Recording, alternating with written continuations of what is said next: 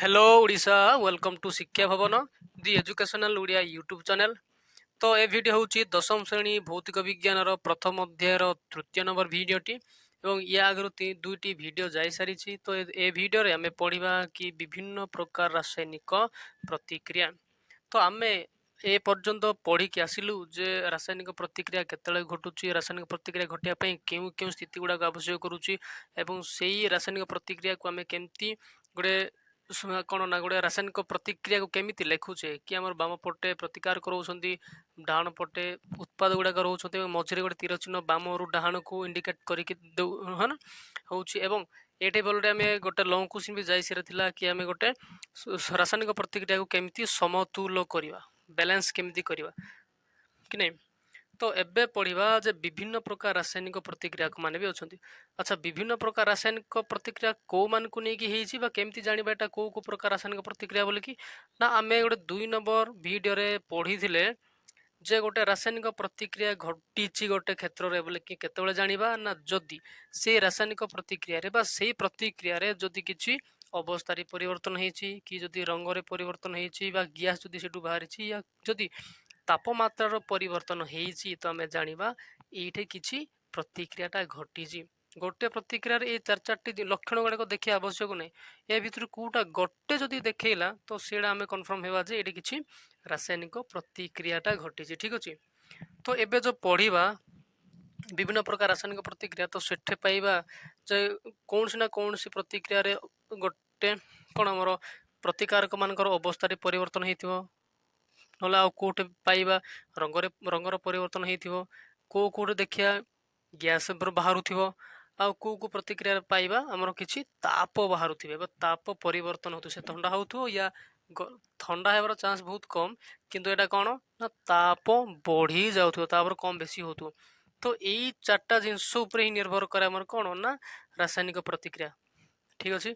रासायनिक प्रतिक्रिया केतले जानिबा हेछि बोले कि ना जदि ए भितरु कोनसी गोटे लक्षण भी देखा गला तो ताको हमें जानिबा रासायनिक प्रतिक्रिया घटिछि। तो से कथा को नै कि हमें आगु को बढ़िया।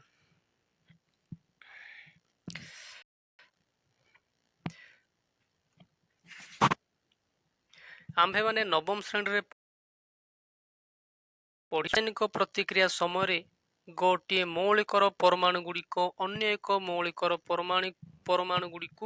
परिवर्तन हुए नहीं। भावतु मु एच लिखुची, एच प्लस ओ जदि जुड़ुची सेटा एबड के प्लस है कि नहीं, एटा तो बाहरिबो नाही, बाहरिबो कि नाही। एच तले कौन करिबो ना प्रतिकारक हेकी उत्पाद होला बेलको भी से एच ही बाहरुथो और ओ मध्ये कौन से ओ हेकी ही हमर उत्पाद साइड बाहरुथो, से कथा से कहला परिवर्तन हुए नहीं किंबा परमाणु गुड़िक अंतर्ध्यान हो जाए नहीं कि कौन से भावी तो ऐसे एग्जांपल का नउची जदी एच आ ओ को जदी मु प्रतिकारक भाव रे नेली एपटे हमर कोन ना गोटे एच बाहरिबो आ ओर जदी एटा देखा नाही बोले एमती केबे हेई परिबो ना। एपटे जदी हमें दीटा नेइचू एपटे मध्ये से दीटा ही बाहरिबे। ठीक अछि। प्रकृत रे रासायनिक प्रतिक्रिया रे परमाणु गुड़िक मध्य बंध भांगी और बंध गठन होई नूतन उत्पाद सृष्टि हो बा उत्पाद जहाँ पदार्थ मध्य सेटा सृष्टि हो। एक तो बंध भांगिबो, मनकर भाबि नियंतु गोटे कंपाउंड अछि, गोटे यौगिक अछि बड़टा जोडी कि चार पांचटा मौलिक मान को नेकी हेछि। ये कोन करबो ये जतले कि भांगिबो होय तो सेडे दुई तीनटा उत्पाद बाहरिबे। दैट मींस कोन एमान को भीतर जो थिबा बॉन्डिंग टा कोन हो से भांगी कि भिन्न भिन्न उत्पाद प्रदान करिवो। एमती भी हुए आ बेले बेले कोन होउछि ना एडे तीन चारटा जदि हमें प्रतिकार कोनेबा भाबि नियंतु प्रतिकार को जदि तीनटा खंडे नेबा एटे हेई पारे से मिसी की गोटी ही उत्पाद देई पारंती। बुझले कि नहीं। एटा कोन होता हमर एमान तीन तीनटा प्रतिकारक भितरे बॉन्डिंग सृष्टि हो माने गोटी मात्र प्रतिकारक सॉरी उत्पाद माने देई पारंती। तो परमाणु गुड़िक मध्य सृष्टि होता विभिन्न प्रकार बंध विषय तुम्हें तृतीय और चतुर्थ श्रेणी रे पढ़िबो। ठीक अच्छे। आम चतुर्थ श्रेणी रे पढ़िया चतुर्थ अध्याय पढ़िया कार्बन और यार यौगिक और तृतीय अध्याय पढ़िया कौन गोटे अच्छी एक्चुअली मोर मन नहीं भूली गली। तो एबे पढ़िया कौन ना संश्लेषण प्रतिक्रिया। एटा कौन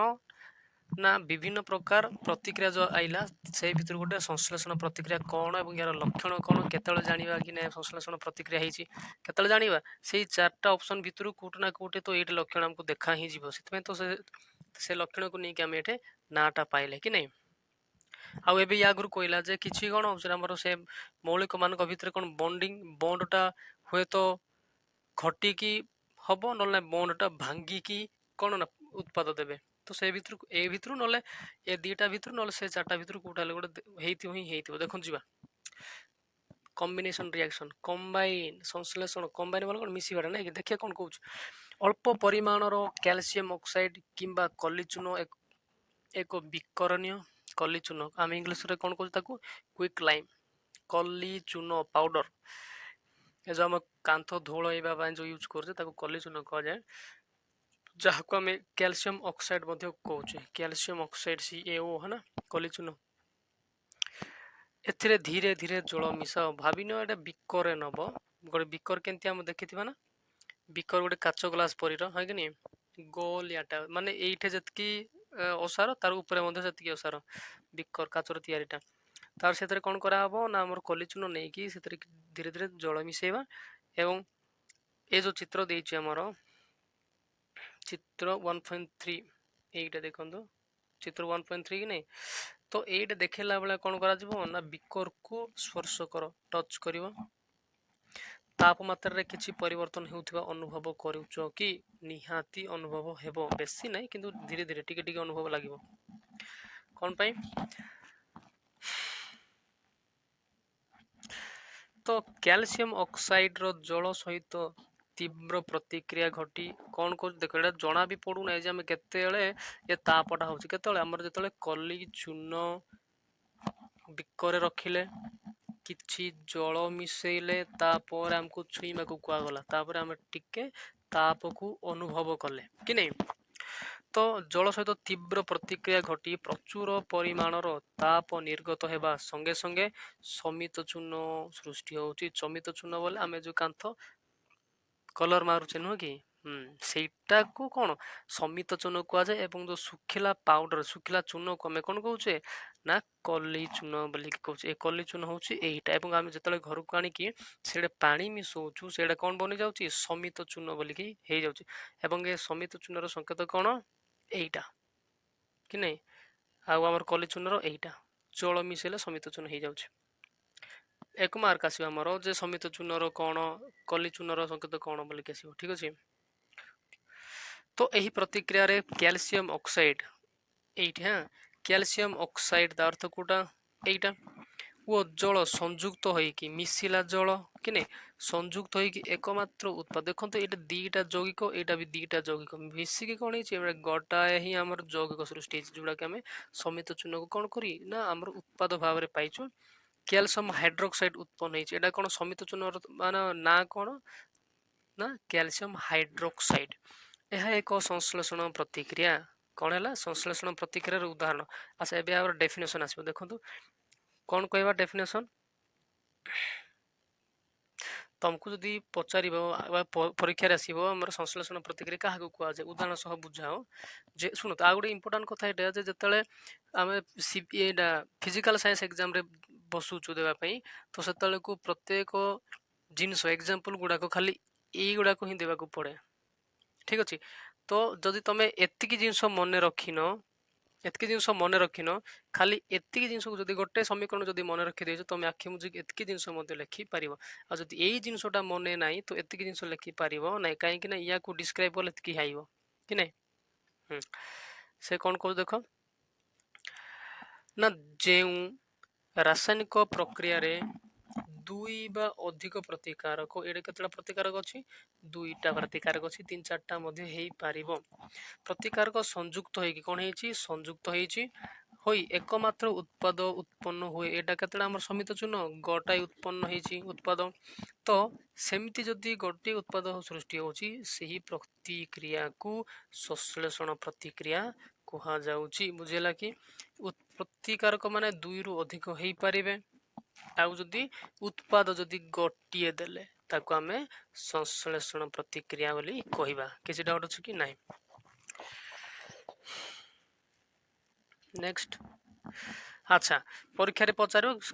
कौन आम संश्लेषण प्रतिक्रिया क्या कहुए गोटे उदाहरण दिए तो यही उदाहरण ही देव अधिका मुंड खेलवा आवश्यक ना दे कलिचन नब किसी जल मिसेब कौन तैयार हम समित चिन्ह तैयारी हो ठीक अच्छे अच्छा एटा बैलेंस्ड केमिकल इक्वेशन कि नहीं सेटा भी चेक करो है ना एपटे आमर कौन परमाणु मान को गणिब है ना मौलिक मानकर आ एपटे मध्य मौलिक मानकर परमाणु को गणिब जदि समान अच्छी तो बैलेंस जदि नहीं तो भूल अच्छे समीकरण अच्छा आउ केतटा एग्जांपल गुडा को देइछ हमर संश्लेषण प्रतिक्रिया रो जो दुईटी एग्जांपल दियो जदि आइला तो सेटा को दबा हमर कली चूना सहित जल है समित चूना आसीबार एवं आ गोटे कोन एटा से कहिछि आ गोटे एटा न एटा मात्रा रे दे पारिया तो गोटे कोयलार दहन कोयला को जतले हम जालुचे दहन बोले कोन जळैबा जळैबा को है ना कोयला अछि कोन कोयला अर्थ कोन सी सी अर्थ कार्बन कार्बन रो कोन एटा कठिन रूप कोन कोयला कोयला जतले दहन होछि का उपस्थिति रे ना अम्लजान उपस्थिति रे O2 अग्नि कोयला सॉलिड बोले अम्लजान गैस बोल के जी लिखा है जतले जळुछि हमर कोन CO2 बा कार्बन डाई ऑक्साइड एटा कोन एटा गोटे धुआं गैस टा एटा भी कोन होछि एटा भी कोन होछि ना दुईटी प्रतिकार को मिसकी कोन हेछंती ना गोटे उत्पाद दउछंती आ गोटे ख्याल करिवे जे जेतले हमर समित चून तैयार होला तले बिकर को छुई लेकिछि कोन टेम्परेचर आसुतला हीट अनुभव करले हम ताप ठीक सेमती एते बेल को भी कार्बन डाइऑक्साइड बाहरला बेल को भी किछि ताप आ किछि अग्नि है ना बाहरिबो आ गोटे कथा 3 नंबर उदाहरण कौन ना हाइड्रोजन व ऑक्सीजन रु जल सृष्टि हुए कहीं दीटा प्रतिकारक आउ गोटाए उत्पाद ये मान को सेमती आकार देखा तो यहाँ कौन गोटे गोटे संश्लेषण प्रतिक्रिया गोटे गोटे ज्वलंत उदाहरण गुड़ाक जदि एग्जाम पचार संश्लेषण प्रतिक्रिया दुईटी उदाहरण दियो तुम यही उदाहरण को आखि मुझिक लिख आउ अलग गुड़ाक चिंता कर समय नष्ट कर कहीं तुम एत बड़ बड़ एग्जांपल लिखिले जी मार्क मिल यही छोट छोट गुड़ाक लिखिले भी तुमको से ही मार्क मिल कहीं यहाँ भी ठीक आटा कन्फर्म आ तुम बड़ जाक रिस्क नहीं कहीं कर कहीं निजे कन्फर्म माने कन्फर्म हो पार ना तो सरल भाव आम कहीपर जो रासायनिक प्रतिक्रिया रे दुई बा अधिक वस्तु बा मौलिक कि यौगिक हो पारे किसी प्रोब्लेम ना हाँ कि संयुक्त होगी मात्र गोटे उत्पाद दियंती से प्रतिक्रिया को आम कौन कौच ना संश्लेषण प्रतिक्रिया कौच गुड़ाक तार गोटे गोटे उदाहरण है कि बहुत बढ़िया पाठ ना तो तुम कम 1.4 कुआडे गला से ऊपर को रहीगला तो आम जानिले जे प्रचुर परिमाण ताप निर्गत होता है कौटे जो बिकर कौन ढाले कि नहीं कौन ढाले पानी ढाले आगे कौन ढाली ना कलिचन को ढाली CaO हाँ कि नहीं CaO कौन ना कि H2O जाले पाइले CaOH होल 2 जो पाइले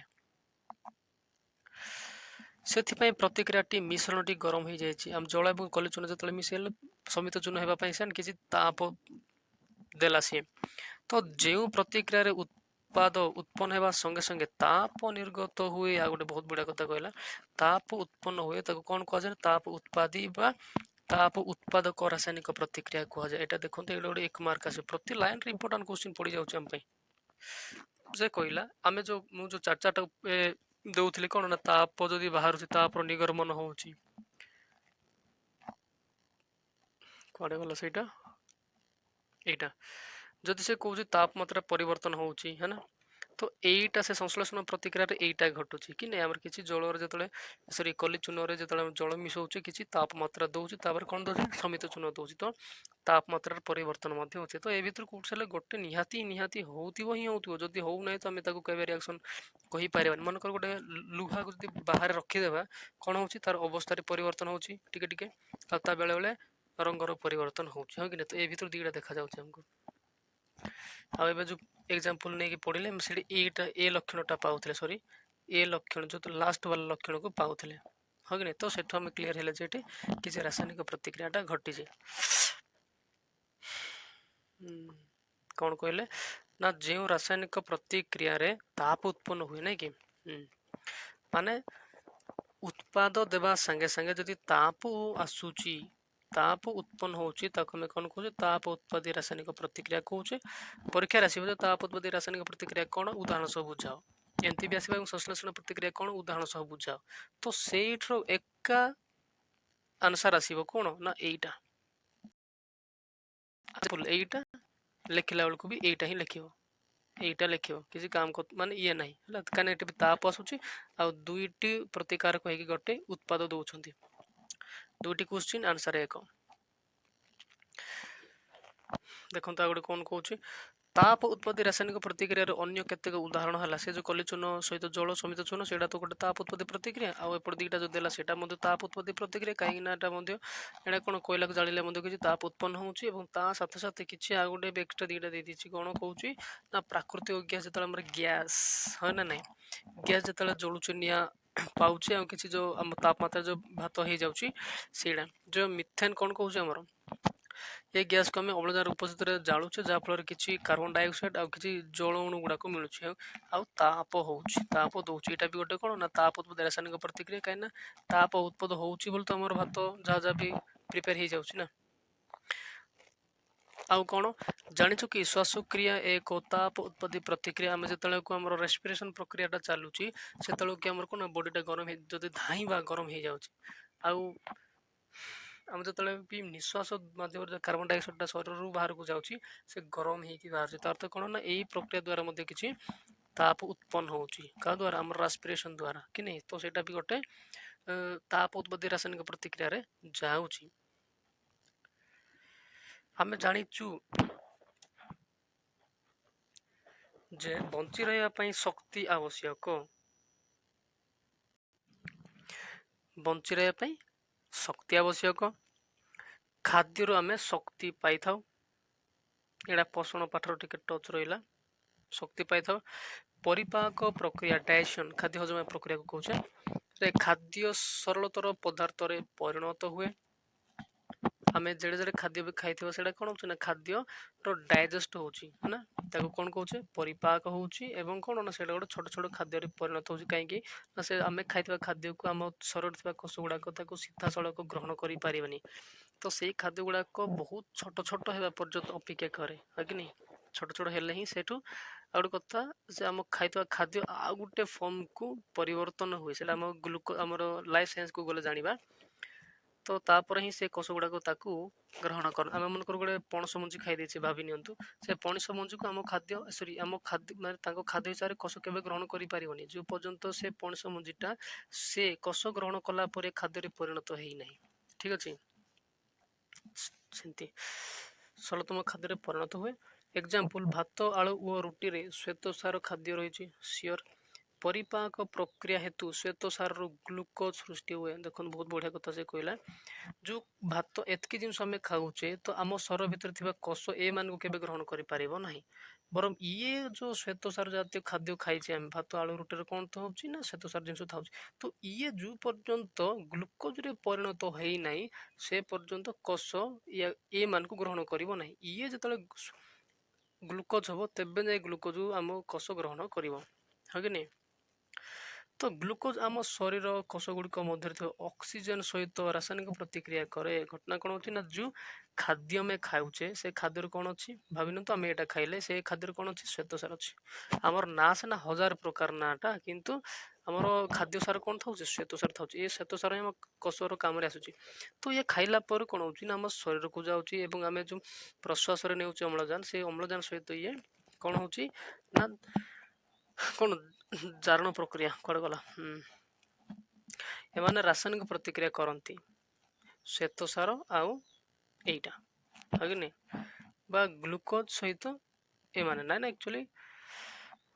ଠିକ ଅଛି, ରାସାୟନିକ ପ୍ରତିକ୍ରିୟା କରନ୍ତି ଏବଂ ଶରୀରକୁ ଶକ୍ତି ଯୋଗାଏ, ଆମର ତାପରେ ଏଟିପି ନାମକ ଏକ ଶକ୍ତି ଅଣୁଟା ସୃଷ୍ଟି ହଉଛି, ଏହି ପ୍ରତିକ୍ରିୟାରେ ଏକ ସ୍ୱତନ୍ତ୍ର ନାଁ ହଉଛି ଶ୍ୱସନ ପ୍ରକ୍ରିୟା। ଆମର ଏଇଟା କଣ ନା ଦ୍ୱିତୀୟ ଅଧ୍ୟାୟ ଲାଇଫ ସାଇନ୍ସର ଯିବା, ତ ମୋର ଅଲରେଡି ପଢି ମାନେ ଭିଡିଓ ଅଲରେଡି ଅଛି ମୋ ପ୍ଲେ ଲିଷ୍ଟକୁ ଯାଇକି ଦେଖିବେ, କେମିତି ଗୋଟେ କୋଷରେ ଶକ୍ତି ସୃଷ୍ଟି ହଉଛି ରେସ୍ପିରେସନ ପ୍ରକ୍ରିୟା ମାଧ୍ୟମରେ, ଜୀବ ବିଜ୍ଞାନ ଯିବେ ହଁ ନା ଦଶମର। ତ ଇଏ କଣ ହଉଛି ଦେଖନ୍ତୁ, ସେ କଣ କହୁଛି ଏ ଯୋଉ ଗ୍ଲୁକୋଜ ଥିଲା, ଗ୍ଲୁକୋଜ ଏଇଟା ଇଏ କଣ ହଉଛି ନା ଆମେ ପ୍ରଶ୍ୱାସ ମାଧ୍ୟମରେ ଯୋଉ ଅମ୍ଳଜାନ ଅଛି ୟା ସହିତ କଣ ହଉଛି ନା ରାସାୟନିକ ପ୍ରତିକ୍ରିୟା କରୁଛି, ତାପରେ କଣ ଦଉଛି ଅଙ୍ଗାରକାମ୍ଳ ଦଉଛି CO2 ଆଣ୍ଡ କିଛି ଜଳ ଅଣୁ ତିଆରି ହଉଛି, ତାପରେ କଣ ନା ଏଟିପି ଶୁଣିଥିବା ନା ଏଟିପି ନାମକ ଶକ୍ତି ମୁଦ୍ରାକୁ ସେ ତିଆରି କରୁଛି, ଯାହାକୁ ଆମେ ଏନର୍ଜି ବୋଲିକି ଜାଣୁଛୁ। ଯଦି ଆମେ ଖାଲି ଖାଇ ଦେଇଥିବା ପେଟେ ଆଉ ମରିଯିବା से खाद्य हजम हेबो नाही कि से खाद्यरू शक्ति भी तैयारी हेबोनी कहीं ना हमर अम्लजान जाइकी से मानक सहित रासायनिक प्रतिक्रिया करि पारिबोनी कहीं ना ग्लूकोज टा अम्लजान रो कांटेक्ट आसला पोरे रासायनिक प्रतिक्रिया हला पोरे ही सेठू शक्ति तैयारी हुए माने एटीपी तैयारी हुए ठीक अछि। तो उद्भिद द्रव्यर विघटन घटी आम जो जतके डाल पत्र चुप्पा परिबा है ना एगुड़ा सब पत्र हाँ खत बा कंपोस्ट रे परिणत हेबा मध्य एक ताप उत्पादी प्रतिक्रियार उदाहरण देखंतु मु एग्जांपल देबी मनकर बहुत पत्र गुड़ा गछर कंचा पत्र जब आप गदा करके गोटे ठार रखिथे मुझे 5-6 दिन पर जब खुली जिवे सेठू पूरा गरम बाष्पटा बाहर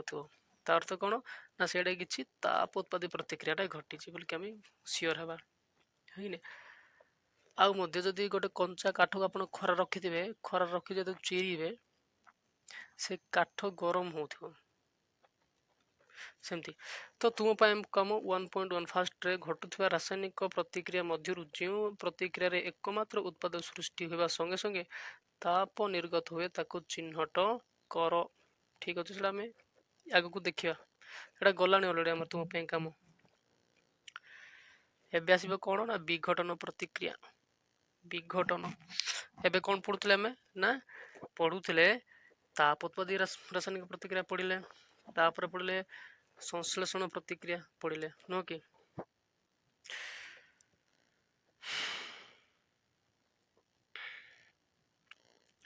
एटा सरला नहीं कि सरला क्लियर है बोधे एबे पढ़िया विघटन प्रक्रिया कौन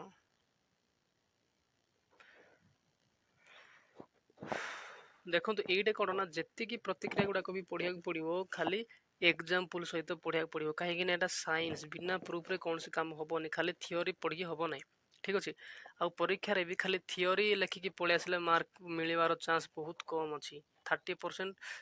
चांस कमी जीव आपन जदि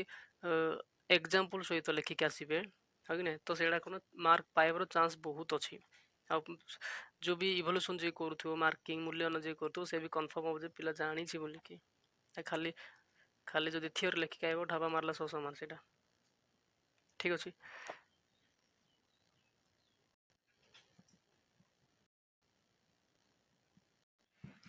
विघटन प्रतिक्रिया को मध्य से प्रूव करिया पई गोटे एक्सपेरिमेंट देछि जाको तुम पई काम बोली से कहिछि से कौन कौन नेबा पई कहउछि देखंतु से कौन कहउछि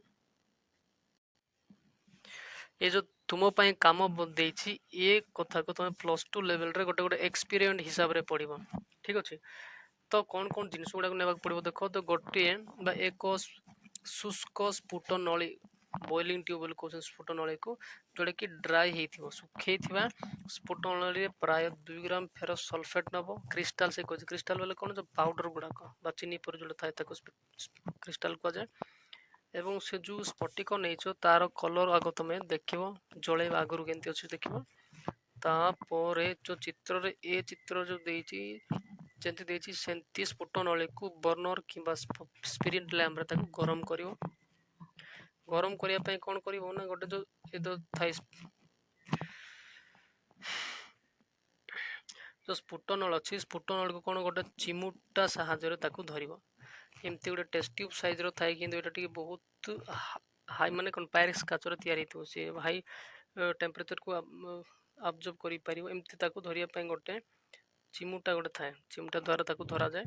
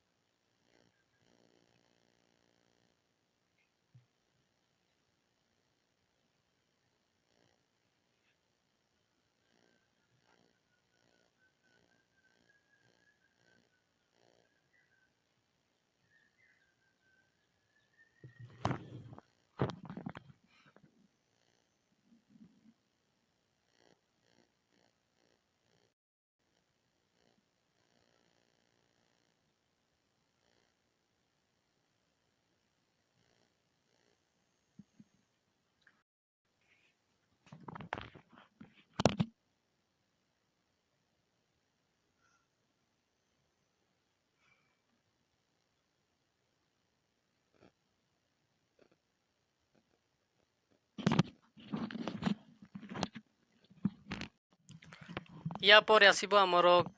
कि एटा जेंती आइला जेंती